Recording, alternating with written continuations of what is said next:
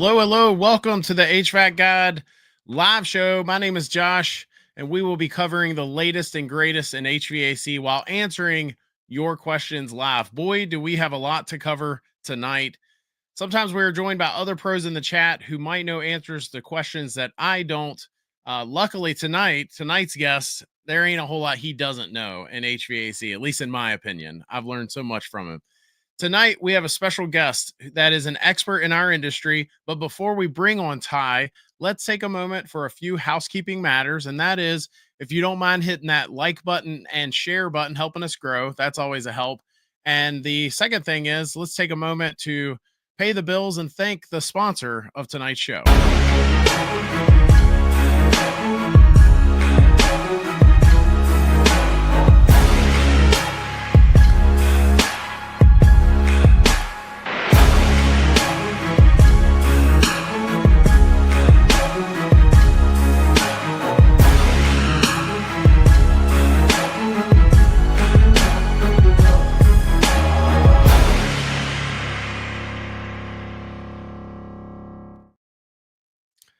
Tonight's guest is an expert in the HVAC industry with years of experience, and he's widely known for his out-of-the-box teaching and thinking. He's won many awards, including the HVAC Tactical Influencer of the Year and ESCO Institute's Top 25 Most Influential Instructors. He's host of the YouTube channel called Love to HVAC and is head of training at the Grit Foundation, an organization tackling one of America's biggest challenges, the skilled labor shortage.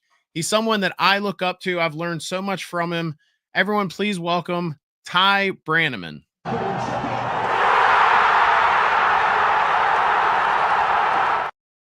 Let's go. You have the best intros. I tell you, I'm like, who is he talking about? I'm honored to have you on, sir. I think partly because number one, I have learned a ton from you, but number two, and you and I were talking before the show, there is a lot to cover right now. I don't know of ever a time in our industry that we've seen some of the stuff we're seeing right now. Oh, it's unbelievable. I never expected this at all. Like, I'm not good at telling the future, but this was completely not on my bingo card. Let's take a moment just to say hello to everyone in the chat. Gary, as always, good to see you. Of course, Steve, good to see you, pal. Sam, he says, have you ever seen the Daikin Anita? I have not seen the Daikin Anita. Ty, do you know what that is? I have not. Daikin is coming out with so much new stuff. It's hard to keep up with all their new series, but I think it's the one to where they're using R290 into water for water cooled going into the house, or a glycol mixture. I'm not sure. I think so. Oh. No, I'm not sure. I think he said Aurora. Well, I know the Aurora Fit just came out, which is basically their 20 SEER side discharge. So, but anyway, yeah. So cool. We said Daikin Anita. I used to go to school with a school with a girl named Anita, and I was like, oh, now she works for Daikin now. I did too, but her last name was Book, and so when they came on the intercom, they would say, "I need a book to the office," and I would, me and my sister I would just crack up laughing. Larry, good to see you, pal, and not on anyone's bingo card. I know Ty always has the best dad jokes. I thought I did until I met Ty. So, what's the one you always tell? The ice cubes. I don't know. You always catch me off guard with it. Oh gosh, anyway. I don't know. I'm sure there'll be one or two popping up here. Well, cool. Well, I did, as we mentioned, we've got a ton to unpack, but I wanted to start the show out because you're doing some really cool stuff. Like we had you on the show a year ago, and you have since then, all the stuff that the Grit Foundation is not just doing, but what you're planning to do. I don't know if you want to touch on that. It's really cool stuff. Well, we'll start out with just our phase one is getting people interested and excited about the trades and bringing respect into the trades. And one of the things we're doing is addressing the young kids, right? So for anywhere from 10 to 17, we're putting on these grit camps, and we've set up a curriculum and a flow that keeps everybody safe, but lets people actually experience the trades. So while they're still in school and before they get pushed for college, for everybody to go to college, nothing wrong with college, but before they get pushed like that's your only path, we get them to see, hey, you can do stuff with your hands. These are skills. These are stuff that you can make. We actually do brazing, and we cut boards, and we put stuff together, and some plumbing. And so you talk about kids for 6 hours not looking at their phone, fully engaged the whole time. It's just an absolutely amazing experience. And then they go home and they're telling their parents about everything that they did. I had parents coming to me saying, hey, my kids never told me about how their day is. And they would spend an hour telling us about all the stuff that they did building this. So now the parents are having more respect. But for me, a huge part of it is seeing the mentors. We have tradespeople putting on as being the mentors, and they're all these skills, reading a tape measure, things that we take for granted are skills that we've built. And now they're teaching this to a new generation, and the mentors are just so excited about their jobs again. They're being excited about what they do. And so it's just an all-around win. That's awesome. What are you allowed to share some of the stuff y'all are doing that the kids are excited about, or is it confidential and they got to Oh, come no, to the camp? no, we actually, Craig Michelaccio, AC Service Tech, just did a video. He hosted our second camp up in New Jersey, and he's got a Oh, cool. video of all the stuff going on. And we got them sawing wood. We got safe. We got the mentors there training everybody. But yeah, they're literally brazing. They're fixing aluminum cans, and then they're even fixing aluminum coils. And I was telling the kids, like, guys, you realize that most techs at the country don't have the skills to fix an aluminum coil, and now you're doing it. You're right here at this young age fixing aluminum coils. And then working with tools, cut PVC cutters. A lot of times they didn't realize you could cut PVC pipe and put it back together. Like, it's just, these are things that I forgot about, and they're so excited to do this and hammer copper down, and they make their name out of copper wire and using needle nose, and they get so excited about these things, and it just brings that joy back of these things that we forgot about. Yeah, that's really cool. I mean, I just think about some of the cool stuff that I did as a kid. Um, and you have those memories, and I can't imagine what these kids are feeling like and experiencing. And you said this one was in New Jersey, and now you're in Florida. So you guys are doing these all across the country. Yes, we have them lined up. So the first ones are what we call the beta program. So we're trying to work out in the last little bit details. And Craig did a great job getting us lined out with questions and answers. So each one's going to be a little different, and they improve. But once we get them set up, and we're doing these for the contractors, we help get the first one set up, and they want them to continue doing these. Like, we show that, hey, here's how to do it. Here's how to do it safely. Here's how to organize it. And we want them to continuously do them and keep them small, like a maximum of 14. And some of them are only having, 5 or 6. But we, invite your kids. Let your kids come in to see what you do. Have them bring their friends with them. So now they're sharing it with other people, and they're talking to their parents about it. We just want to spread the word that the trades are a great way of the skill set, and it's a honorable career, respectable career. Yeah. Yeah, that's really cool. Um, yeah. Do y'all have any coming up in Virginia? We have one coming up in Maryland. We have one. The next one's going to be in Indiana. We have another one set up in Ohio, and then we have a list of meetings that we're going to go through with people to get them set up for the next one. So, yeah, we have our campers set up. So we've been actually driving across the country, going to the different grit camps and working out the details. So it's as soon as we're also working on a grit mentor course, to where somebody, hey, I can't host this, but I want to help out.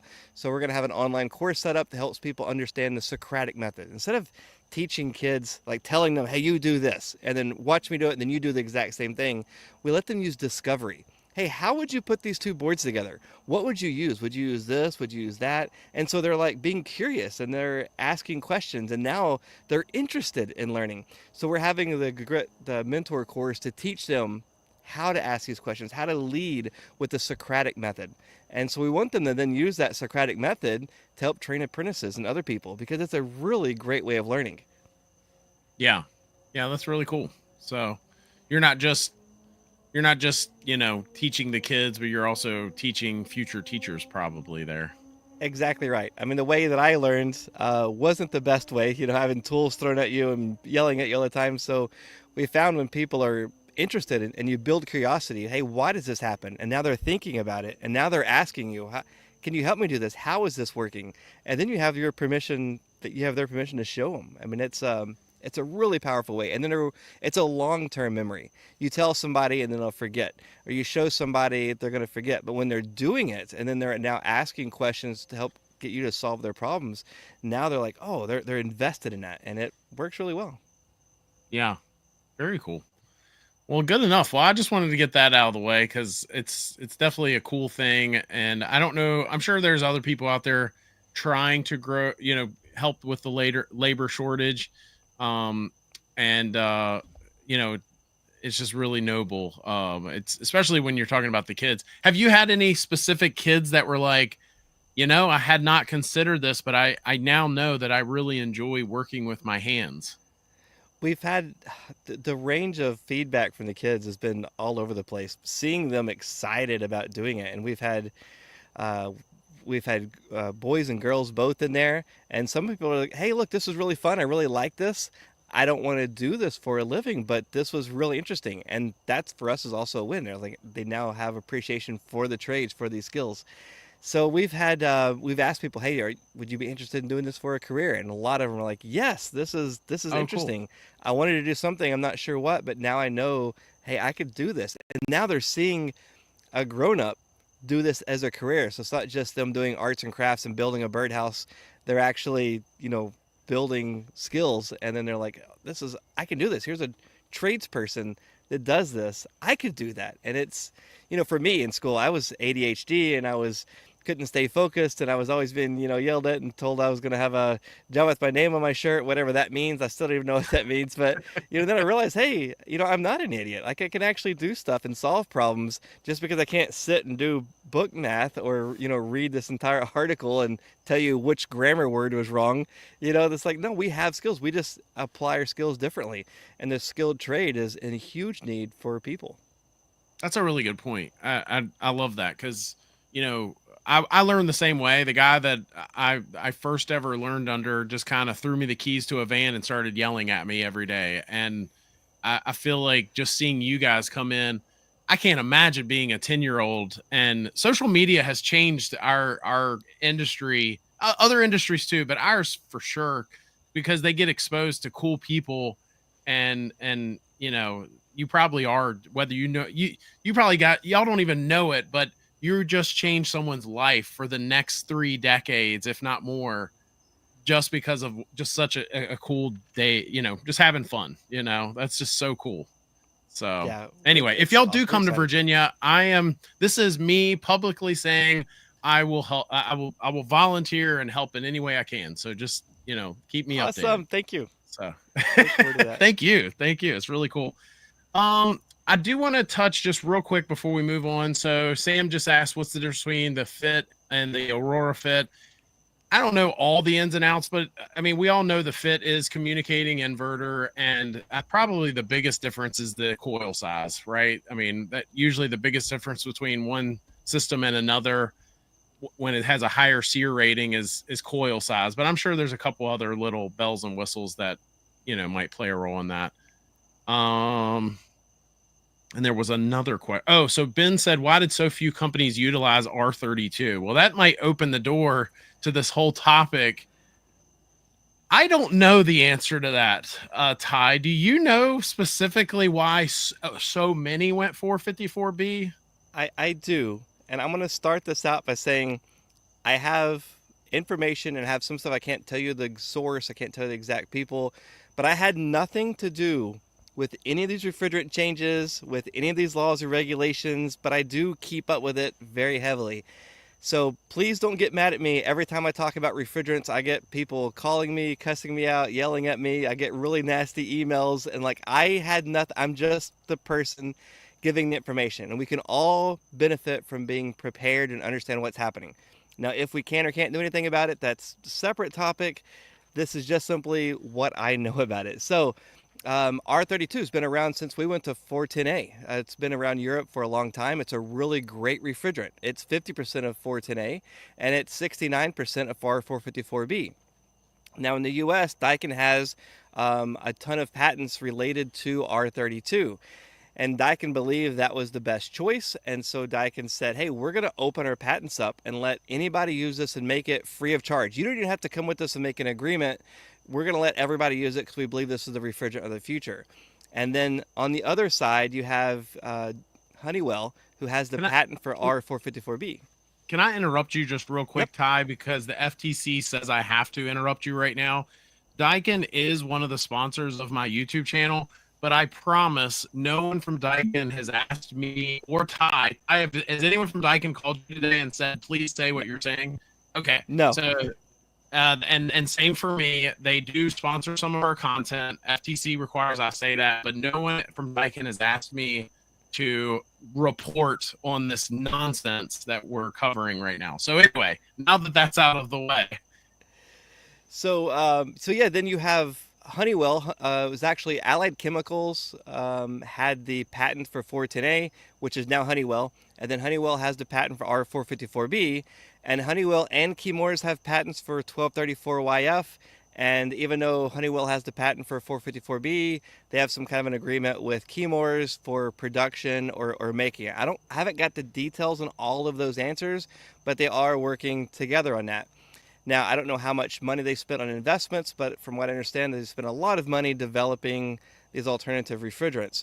The EPA tried to regulate global warming potential a while back, and they couldn't do it because they didn't have any laws saying that they could regulate it, so they got shot down. Then when the AIM Act passed in 2020, bipartisan, I don't care who you voted for, there was a Democrat and a Republican that both came together to make this go through, and it was the American Innovation Manufacturing Act. So it's nothing about global warming, it's about manufacturers, and it was lobbied for by a good part of the industry, and that was signed into law by President Trump in 2020, and it gave this 4-year window, and in that it said the administrator for the EPA to regulate all these rules. So the EPA had to come in and said, hey, to hit these deadlines, this is what we have to do. And they set a goal of 700 global warming potential limit. Now, California wanted 750. The EPA went even lower than what California had, which kind of caught everybody off guard. But R32 and R454B both are below that 700 limit. So they were both in the clear. Both are good refrigerants. So now to the original question, why did they choose R454 over R32? And there's several reasons I've gotten from different people. And one of them is they just hate Daikin. They can't stand them. They actually, they call it the Death Star of Waller County. Like they don't like him at all. So they're purposely using anything else other than Daikin's refrigerant. They just refuse to have anything to do with it. I've heard from another engineer that said they decided to go with 454B because it was so close to 410A, it meant the least amount of changes in their factory. It was very similar, if not identical coils, very similar compressors, very little changes inside the compressor. Some say it's the exact same TXVs. Like, it is very, very similar. So for them to switch from 410A to 454B was very smooth and very easy, the least amount of retesting. To go to R32, they have to do new compressors. The R32 is so much more efficient, it takes a much smaller compressor size and to move the same amount of heat, so the actual displacement of the compressor is different inside. R32 moves so much more heat, it has a higher discharge temperature, so it needs a different oil that can handle that higher discharge temperature. So it's a redesign to go to 32. 454B, it's super simple. Now what I don't know, and I've heard two sides, I don't know which one's true, I'm just going to tell you both of them. I've heard that manufacturers went to Chemours and Honeywell and said, hey, we want to do this because we don't like Daikin, and this will also be the less work for us, make this happen. And I've also heard that Chemours and Honeywell went to the manufacturers and buttered them up to choose to go with this refrigerant. I don't know which one's true. I don't know which one's better. I don't know all the details on that. That's just what I know for what it's worth. So I do want to. So when you say that R32 is different, pressures are different, sizing of the components are different. Weren't they using R32 for overseas before that? Is it because overseas it's all ductless and it doesn't really help us here with all the unitary ducted stuff? Well, there's ducted systems with R32 all across the country. 410A had to have a global warming potential for other countries to use. When I was living in Australia, the guys were making fun of me. Why are you guys going to 410A? It has a high global warming potential. And at that time, global warming potential was new to me. So this was, years ago. So, and it took time before global warming potential was an issue here. So they went to R32. It was just a better choice. Now, Europe and the rest of the world is going to even a lower number. So they're starting to move away from 32 to go to natural refrigerants like R290 and CO2. That's what they're going towards. So that's a big jump for them to make that change. We are just now moving into the realm of R32 and 454B. Now, some of the manufacturers will tell you that they chose 454B because it has a lower global warming potential. That's what they'll say. They said, oh, it has a 400 and something versus the 600 and something of R32. Now, this is where it really kind of gets me worked up because, man, it's a misnomer. When you actually look at the numbers, it takes so much less refrigerant for 32 for the same cooling capacity as 454B. So if you really broke this down, I've heard, and I don't have the exact facts, but I've heard it takes 30% less R32 for the same tonnage of cooling than you would have 454B. So if you actually put it by volume of tons cooled, it looks like they would have the same true global warming potential number. And so a lot of people are saying, well, Europe is moving away from R32, so they're probably going to get rid of that and make only 454B. And I've looked everywhere in the US and there is no laws nationally to change that number.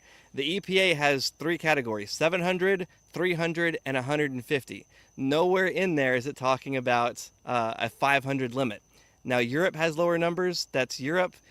Currently, anywhere through our dates, there's no change in that global warming potential number. So, if they do change it, it's probably going to be that 300 number, 150, or something like New York's wanting, which is like a 20 or a 50 or something really, really, really low.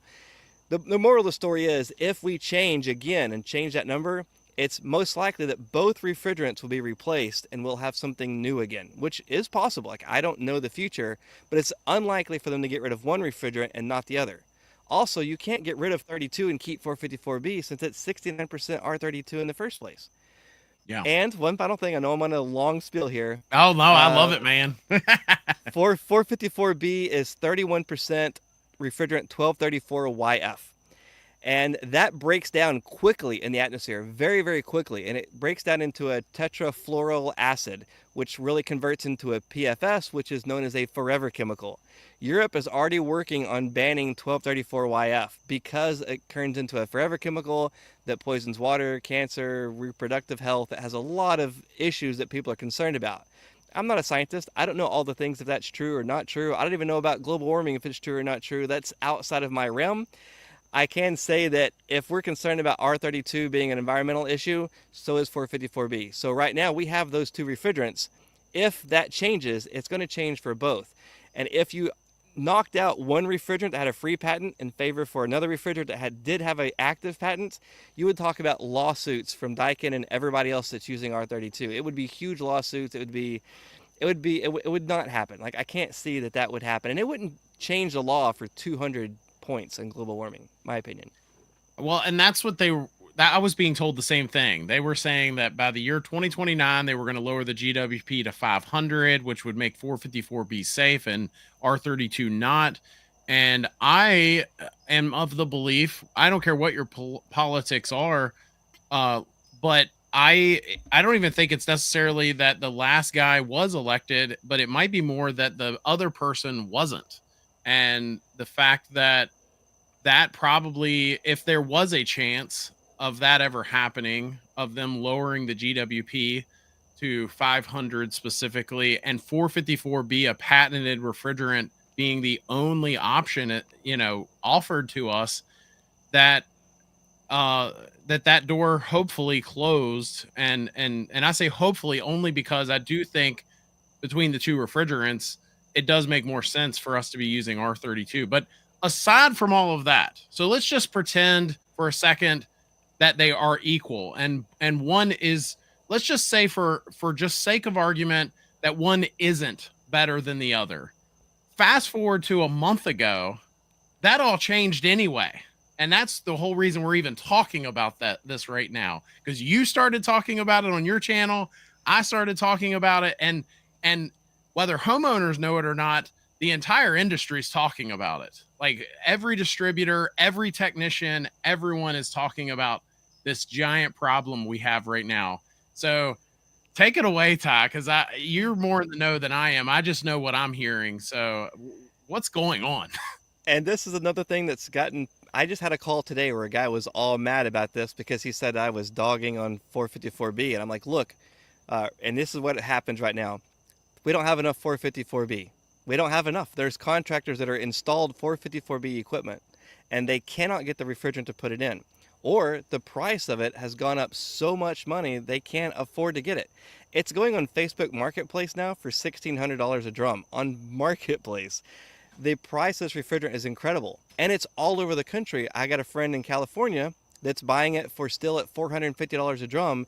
Another friend in California in another part of the state, his supply house is selling it to him for $1,200 a drum in the same exact state. So the prices are all over, and online it's going for like $3,000 a drum. They're saying you can't even buy the refrigerant. Some supply houses say they can't even get it until October. Imagine how I have a customer and we've sold them this new unit, and we're by law required to have a new refrigerant in here. We install this new refrigerant by law, whether you like it or not, it's the law. And now I have to go tell that customer, oh, sorry, you can't have any cooling because we don't have any of that new refrigerant to put in here. I mean, that's just completely unacceptable. If you are for this change, against the change, it doesn't matter. Unacceptable. You cannot make us change and then not provide the refrigerant. You cannot force us to use this whatever patented, unpatented, whatever refrigerant, and then not have it available for us to use, and have people without cooling, or contractors that have to take out a loan to get, small contractors that can't afford to take that loss. And these units are coming undercharged. I don't know that directly, but I've had reports all across the country of units coming undercharged. For Same. a 15-foot line set, they're having to add 2 pounds of refrigerant. That's extremely rare. And to me, that is unacceptable. And I have a lot of people, I think they're on the manufacturing side, that they've been pushing for 454B, and they're like, Ty, it's a good refrigerant. I'm like, I don't care. Maybe it is, maybe it's not. You got to have it available to us. And if you can't get it to us, then we need to slow this whole thing down. Like, we need to make some exceptions. We need to do something. We need to have the government that made this happen, take up that slack, something. I don't know what the answer is, but I'm saying this is unacceptable. We cannot have companies installing equipment without refrigerant, and we can't force us to go to a new refrigerant that's not available. I have never been the conspiracy guy, at least with heating and air, right? There's a bunch of guys that when I'll teach A2L classes, they'll say, oh, this is just the government. And I've even heard guys say, well, as soon as the patent ran out on 410, then they made a switch, and all these different conspiracy theories. But this is the first one, Ty, that is very suspicious to me, because somebody's getting fat and rich off of this. And that's the problem I have with it. I don't care which refrigerant's better. I don't care what brand you like versus another. When we first switched, when they finally stopped manufacturing 410A on December 31st, 2024, a jug of R32 and 454B were both reasonable, right? They were both, we'll say $300, $400, maybe even $500 and that's being very conservative depending on which state you were in. And then all of a sudden, when we have no other choices, now, like you were just pointing out, now all of a sudden there's the shortage and they need lots of money per jug. And that's not supply and demand. That's what everybody's, oh, Josh, that's just supply and demand. No, it's not. Someone artificially caused the shortage so that they could make more money per jug of this stuff. And this is the first time that I've been saying, wait a second, this is very suspicious here. Somebody's getting fat and rich off of this. And maybe just like Enron, maybe just like the pharmaceutical companies a few years ago, maybe someone needs to take a look at this. I'm sorry, that's very brash, but if I lose friends in this industry over this, I don't want that. but the FTC needs to take a look at something here. Yeah, I agree. And everybody's trying to blame somebody else. Like, oh, we have plenty of the refrigerant. We just don't have tanks to put it in. So I go to the tank manufacturer and they're like, well, we're meeting all of our current goals. And then other people are saying, oh, well, they don't have the special valve. And I'm like, look, R32 has the same exact tank, the same exact valve, the same exact, all the safety stuff. It's exactly the same. Why do we have plenty of R32 at half the price? Actually, now it's like a third of the price. And we don't have it with 454B. So I don't know if it's a tank thing or not, but it just doesn't make sense. And then now from Honeywell, they're saying they're having a 42% price increase and they're having to make production go overseas, which tells me if it was only production and only tanks, they wouldn't be doing that. But now that they're making production go overseas on top of that to hit this demand, that tells me that it's more than just the tanks. And I think everybody's just trying to pass the blame on somebody else. But now that equipment is coming short of charge, I'm like, wait a minute. There's a whole lot of factors. I don't know what the exact truth is, but I guarantee it's not one aspect. I think I'm could you speaking seriously? I think this is I think it's about money. Like I don't know. I feel, my personal opinion only, feel it's about there's some money in here. I do too. And I'm, again, I've never been that guy, but it feels weird being that guy. But it's just very weird, this whole thing. And now that no one has a choice, they're going to take advantage. And unfortunately, some folks are suffering. So uh, I don't know if it's a lawsuit thing. I don't know if it's an FTC thing, or I don't know if it's someone needs to step in from the government and say, we're releasing this patent for you. You are no longer going to be able to patent just because you mix two refrigerants together that were already separate before it, and now we're going to allow someone to come in and actually fix this issue, because it's creating it's not just a marketplace supply and demand thing. It's borderline a crisis. I mean, genuinely, like, that's not scare tactics. There's customers that are going to have a heating and air system installed next week and have a call back a month later, and they will not be able to fix it until December. Well, I mean, it's not like we're going to have evaporator coil leaks. Oh wait, that's also a problem with our industry. Every single evaporator coil from every brand leaks, and they blame it on the house, but whatever, it still leaks. And then now we have this new refrigerant that's supposed to be more environmentally friendly, but we're still leaking it out into the air, and now we can't have it to put back in. So it's like it's just unacceptable. And I know somebody making these rules in these offices, they don't know what it's like to be in the field, to have to convince a homeowner, look, your old system's dead. It's going to have to be replaced because you still have R22. We can't get that. We're going to have to go to this new refrigerant. And now, oh, hey, you just bought this new equipment? Yeah, we still can't get the refrigerant for that. And you're out a whole lot of money and a big loan, and now you don't even have cooling. Yeah, I think they need to be the ones going and talking to these homeowners and explaining, oh, yeah, well, Mrs. Jones, yeah, I made that happen, but I'm sorry you don't have any cooling. Yeah. Yeah. Yeah. What do we do about it?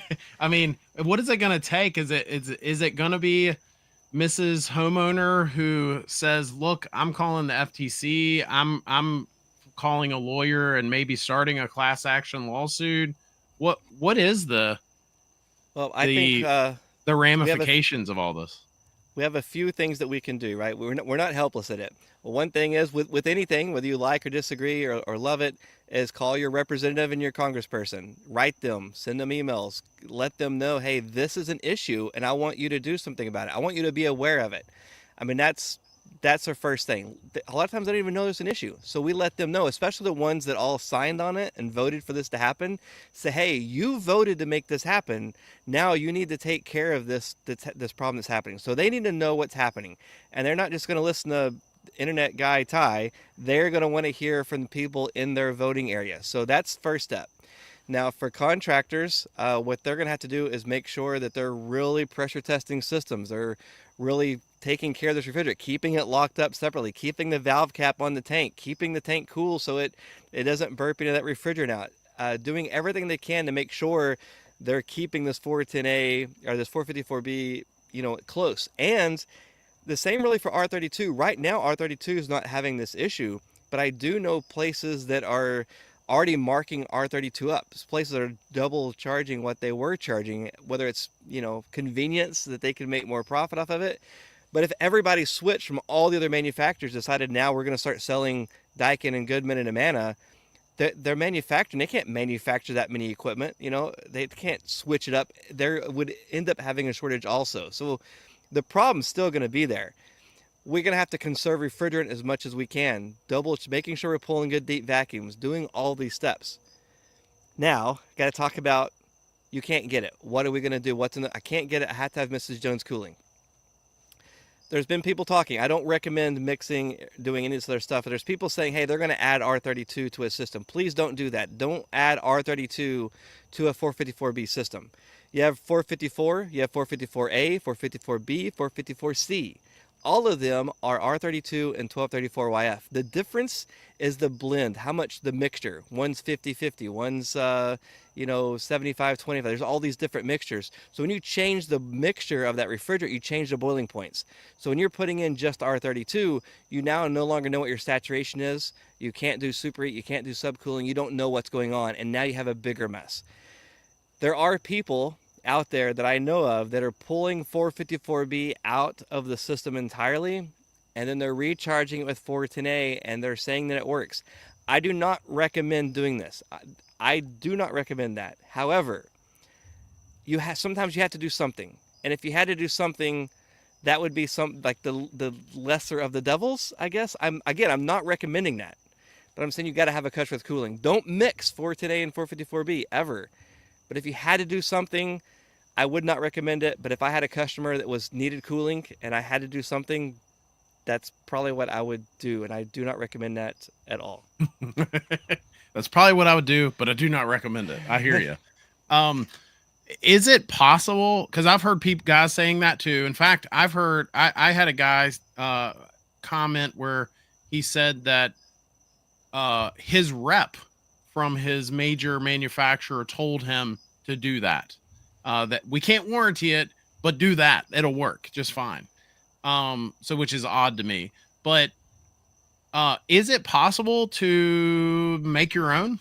Like, for example, if I know this system's going to take 2 pounds of 454B, put 1.6 pounds of R32 and whatever that ratio is, and put the rest buy a jug of 1234 and put it in there? So possibly. So I used to do scuba diving, and we had these tri-mix tanks, and we had to get the mixtures just right, and we had to fill it in different amounts to get the mixtures right, and it was very difficult to do that. So to try to get exactly however many pounds of this in and how many pounds of that in, and then get that mixture right, hoping it blends through the system, like that's pretty iffy. That does worry me. But a bigger thing is practically, even if we could make that happen, have you seen how much they charge for 1234YF?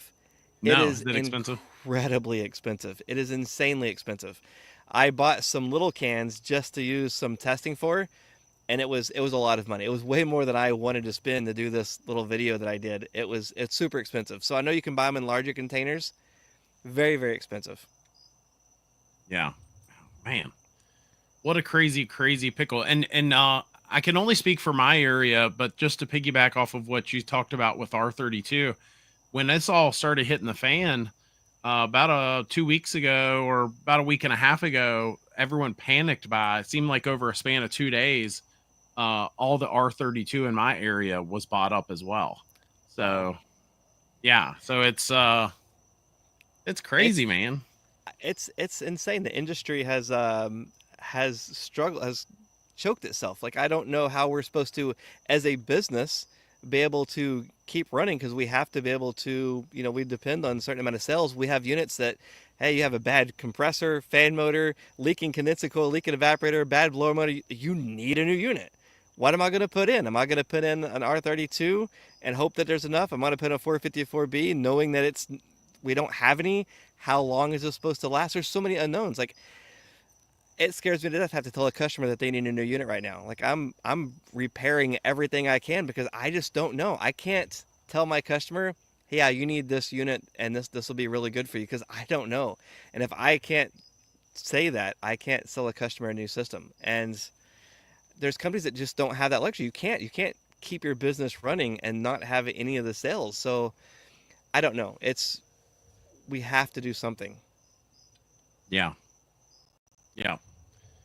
Yeah. It'll be interesting to see how this all shakes out, because as we get into the summer, there are going to be companies doing something. I mean, they're not going to just close their doors. Right. So they're going to probably repair more. And then when it does come time to sell that system, Lord knows. I mean, you've seen it too. I mean, people cut corners all the time. They probably will be doing things they shouldn't, mixing things they shouldn't, Well, and there's people that's putting R32 in a system, and that is very dangerous. Don't put straight R32 in a system that wasn't designed for straight R32, because it'll overload that compressor. R32 moves more heat per pound of refrigerant, and you're putting that in a 454B compressor, you're moving way more. You're going to overload that motor. Plus, R32 has a higher discharge temperature. You're going to end up cooking the compressor. You're going to cook the oil. You're going to turn that oil that can't handle that higher temperature that R32 needs. That's going to turn into a carbon. It's going to lose lubricity. You're going to end up with compressor failures and the Black Death, where you get all of that carbon everywhere in the system. So by all means, do not put R32 only in a 454B system. Don't put 410A in a 454B system. But if you were going to do that and you put a gun to my head and said, "Hey, which one are you going to choose?" I would say 410A versus 454B. It's the lesser of the two evils. But do not put R32 in. And it's really only put the refrigerant in that's supposed to be there, right? Let's clarify that again. So nobody say I didn't say to do any of that. So, but yes, we have a customer, I have Mrs. Jones, and she's on dialysis, and she's in her house, and she has no air conditioning. I mean, I guess I could go put in window units for her, but and that'd probably be cheaper than the new refrigerant, I guess. But that's no way to run a business. How long would that last? yeah, yeah. Man, what a crazy, crazy time to be in this industry. Yeah. Let's talk real quick about the future. I've been told that we are going to be within the next 10 years moving more to air to water technology and R290 in residential, and because everything's outside, maybe it's not so scary. So at ASHRAE, every manufacturer, ASHRAE, the big show in Orlando, Yeah, everybody AHR. had, yeah, the HR, everybody had monoblock systems, and we're using propane, so it's a highly flammable refrigerant. It's legitimately has safety concerns, but everything is outside, just like your barbecue pit. Everything's outside, so if it does leak, it's leaking outside, or it'll ventilate good. And then they're using glycol. So we're using a pump, and now we have two glycol lines running inside. Even if we have multiple air handlers, we have glycol lines running to them. So that way, hey, if the system breaks, we can send a technician out to repair it on site, or you can send a technician that's not as skilled. They valve off the unit. They have a dolly system, forklift, whatever thing, to pick the unit up, take it on their truck, take it back to the shop. Somebody at the shop repairs them with the proper ventilation, a highly trained person, and somebody's just swapping those units in and out, and they're up and running, which makes it way easier to do the water lines inside. It's easier if you have a leak. It's easier to repair. It's an option. It doesn't fit every scenario. People are like, well, what if this? Well, yeah, that's always going to be an issue. But Europe is doing this, and they're working on it. I don't know. Maybe it's a bust. Maybe it will never work. But I think it has possibilities. Yeah. Um, Somebody told me that the new A2L refrigerants are also a part of the AIM Act. Like they're literally getting phased down every few years because they technically are HFCs as well. Have you heard that? So if you look at the AIM Act, it has a reduction every year. The biggest one was a 40% reduction of HFCs, and then it drops down again. So the final is 15% in, I can't remember the exact date, 2030 something. It has a 15% reduction, which means they can still make it. It's just they're reducing how much they can make new. And there's an unlimited amount how much that they can recycle. So all of the stuff that you take and put into a tank and take it back, unlimited of how much new refrigerant they can make or reclaim, make it like new that they can resell. So unlike R22 that they were phasing it out, HFCs will still be around, just in a reduced quantity. The idea is to drive the price up to make people want to then go to, something else. I know chemical manufacturers that are currently working on refrigerants that have a 300 global warming potential limit and also a 150 global warming potential limit. They're actively working on that. And when New York State passed that global warming potential 20, they were very upset because they spent a lot of money researching these new lower numbers, and here's New York with a very low number that cut all the research out. They were very mad about that. But there's also the Natural Refrigerants Council that's pushing for things like ammonia, CO2, R290, R600A, butane. They're pushing for Well, natural refrigerants.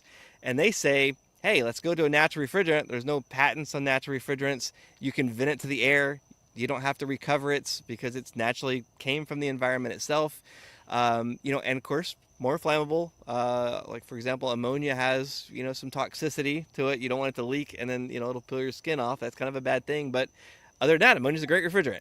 CO2 is being used in supermarkets everywhere. R290, propane, and that's been used since before we had R22. That was one of the refrigerants of choice.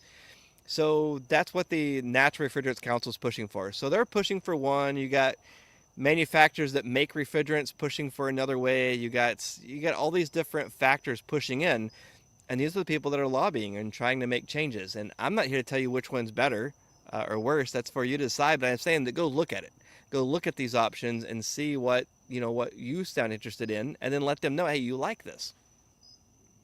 so I don't know if you just answered it and I'm just too slow, or did so are the new A2L refrigerants a part of the AIM Act as well, or are they separate from it because of the GWP rating? All HFCs, so for example, 454B is a mixture of an HFC and an HFO. R32 is straight HFC. So all of those will be reduced by, it has to be reduced by down to, I think it's 15%, that final number. Now, if you think of 410A is 50% R32 and 50% R125, the R125 has a huge global warming potential number. So if they just stop making that refrigerant, that R125, the 50% of 410A, then that means they can make a whole lot more R32 and still be in that same number. So it's kind of like what they call Jason Obzut. He's the leader in all of this stuff. He keeps up with everything. He's an amazing man. He calls it the piggy bank. So if you want to use this refrigerant, it costs you more pennies, so you can't make as much. But if you make more R32, then you can make more of it because it's less pennies in your penny bank. So you have there's more you can make. So if you stop making R125, then you can make 3 or 4 times more R32 and still be in these limits. So there will be the reduction of it, but it's not being phased out. So it's not saying that, hey, there's nothing saying they're going to change that limit below 700. According to the EPA, we can hit that 15% mark if we keep all of our residential light commercial air conditioners under a 700 global warming potential limit. And then there's another number for food service. There's another number for ice rinks. There's another number for blowing in foam insulation. Where they do the spray foam. That's a refrigerant that makes that happen.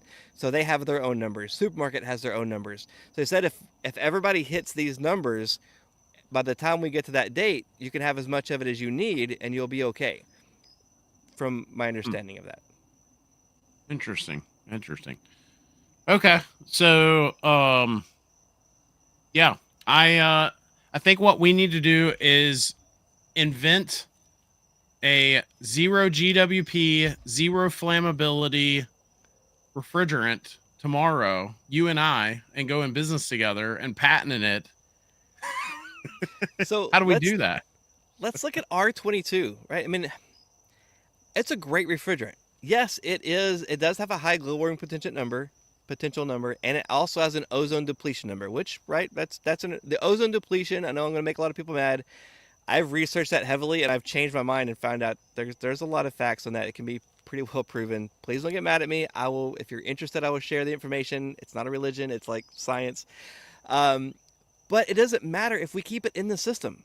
So if manufacturers made coils that didn't leak and we held them accountable for that, and then also, I'm going to make a lot of technicians mad, but if we took the refrigerant out and put it back into a tank, it wouldn't be in the environment. It's not an environmental hazard if it's not in the environment. So if we just put it back into a tank, and if you look at the regulations, how many technicians have been fined by the EPA? None. No technician has ever been fined by the EPA for venting refrigerant in the history of the EPA. They fine people for importing it. tons of money they find for importing it. They find supermarkets for venting it. They find some companies occasionally for venting it. They find people that were cutting lines to steal air conditioning coils. They find them. But an actual technician, I cannot find anywhere through there, and it's public information. No technician has been fined for venting refrigerant. So if we have a law and we're not going to enforce it, like, what's the point of the law? And then if the whole point is if we don't vent refrigerant, we could keep the refrigerant. We could keep using it. So why are we keep coming with a new refrigerant if we just enforce our existing laws and said, hey, just don't vent it. Let's put it back in the tank. Let's make manufacturers not let it leak. That's just, I don't know, my opinion, my thought process. It doesn't really matter because I don't see us going back, but, it's a great refrigerant. Yeah, well, it was. I mean, the guy I learned under didn't even know how to do a proper subcool measurement until 410A came out, because R22, you could just kind of get your head pressure close and get her beer can cold, and she'd blow cold, and it was very forgiving.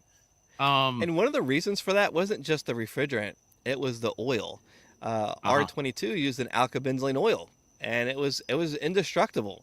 Then when we went to 410A, which isn't a bad refrigerant, it's just that it used polyester oil. And it's the oil because it turns to an acid when you get moisture involved. So if you don't pull a good vacuum, you end up with moisture, and that turns to an acid, which causes more leaks in the system, causes copper plating and premature compressor failure. So it's the oil that was the biggest issue. And we were supposed to do all this stuff back with R22. I got books from the 1950s that show these are the proper steps for doing working with R22, but we could get away with it. Like, it was just, forgiving. We had reciprocating compressors with a big old belly in the bottom, and you could get a little bit of liquid back in there from your beer can cold. And because they were such big volumes in the bottom, that liquid it would dilute with the oil, and you would be okay. And now that we have scrolls, it's a lot less oil, smaller amount of oil, more environmentally friendly because you're using less oil, and higher efficiency ratings. So you have a different design to meet the Department of Energy regulations they put on us. So the Department of Energy makes they've made systems so efficient.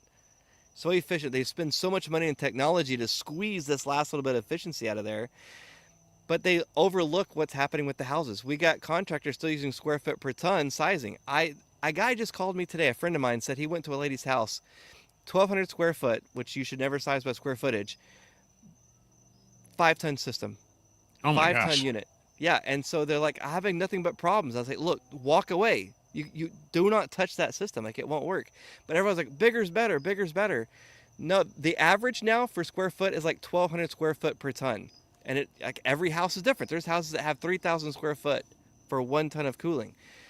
So on the other hand, you got people using square foot per oh yeah, it's about a 3-ton system.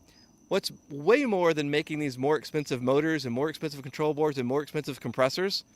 How about if we size the system to the house correctly? I'd rather have an undersized system, and then we fix it by having better insulation. That's a better solve overall for efficiency than having, these inverter motors. Now, I like inverter compressors, but forcing us to go to inverter compressors, the cost of the board, the cost of the motor, diagnostics, availability. Where am I going to get this board? During COVID, can we say that? During the 2020 thing, there were people having to replace systems because they could not get the boards from overseas. Yeah. Crazy. I remember when I got in the trade, there was this hotline, or supposedly there was this hotline. I never actually saw it, but supposedly if you saw a heating and air technician doing something he shouldn't and venting it, that there was this hotline. Did you ever see that? Oh yeah, the EPA has a hotline, and they'll say, "Oh, we'll give you a $10,000 reward." And by law, they had to have that money set aside for the first year. But I can't find anybody that's ever received that reward. Although there's been lots of people that got turned in for that. I had one of my students that went and worked for an AC company, and they were mocking him. They were making fun of him for recovering refrigerant. They were actually like, they named him the EPA guy, and they put graffiti stuff on his van, dry erase, but they were putting stuff on his van, mocking him. They were making fun of him for doing what he's supposed to do. And just really it bothered me so much. I'm like, he's doing what he's supposed to do. And he actually got so mad that he started recording his coworkers venting refrigerant, like actively venting refrigerant. And he's made official things to the EPA, which I don't condone snitching either, but he made official reports. Nobody ever even returned his call. Nobody, him trying to do what he considered the right thing, nobody even returned his calls. And I've known since then several other people that have done it. They don't even get a call back on it. And if the EPA, it's not worth their while to enforce it because they spend all the money doing the prosecuting. And then if they get any money from the fines, it goes to like a local district. So it costs them money to prosecute, and then they don't get any return on investment, so they don't prosecute it. So like, regardless of your thoughts for or against the EPA, like whether it's good or bad, like that's fine. It's your own thoughts. I'm just saying the facts of we have laws saying don't vent refrigerant, and then we don't enforce any of those laws. Like, why even have the law? What does it even matter? Yeah. Yeah. I want to flip the script on our conversation earlier with 454B and just ask you if somebody does have a jug of that stuff, what are they? I mean, do you hang on to it? What do you do with it? Man, it's a great question. So they expect that they're going to be back on track by the end of this year with production, and then the prices are going to go back down. So Which is if you're, probably true. yeah, They probably, I think that's reasonable. I can't say anything anymore because I thought my biggest battle was getting people not to be afraid of the mild flammability. And now everybody's like, oh, you know what, Ty, you're right. It's not dangerously flammable. I can't get it to light on fire. So now everybody's like, okay with that. Finally, I'm not the bad guy anymore. And then now they're like, oh, we don't have any refrigerant. Ty, you didn't tell us that. I'm like, I didn't see this coming at all. So that's why I'm telling people, yeah, I'm just as mad as you are because I did all this work preparing people for free about the new refrigerant, and then you're coming around having a shortage. So what should you do if you have some? If you're in the trade, keep it, because you don't know if you're going to have a customer that needs cooling and nobody else can take care of it, and you're going to be the only person with it that can solve it. Or if you're not actively in the trade, it's being all over Facebook Marketplace, and I've been saving them. They're selling $1,300 a jug is right where I'm at right now, and they're being sold. Like, people are spending that for it off of Marketplace, which blows my mind. You can buy R22 where I'm at right now for $300 a drum, between $300 and $500 a drum for R22. what? $1,300 on Marketplace for R454B. And now, I do not recommend buying any refrigerant on Marketplace, right? You don't know if it's real or if it's repainted. There was one that came in that was full of sand and water to make it feel like it had the right consistency, and they just put a little bit of R22 gas in it. So I'm not saying buy it in Marketplace, but if it's going for that on Marketplace, imagine, how real this problem really is. Yeah. Yeah. If only we'd have saw this coming, I would have, invested every penny I had in my life savings into 3 pallets of it, only to flip it. Me too. Somebody asked what my CO2 level is. 439. So yeah, I'm always monitoring CO2, and I also monitor CO, and it's in the camper right now, but I'm always monitoring carbon monoxide and carbon dioxide. So indoor air quality, humidity, temperature. Yeah. Nice.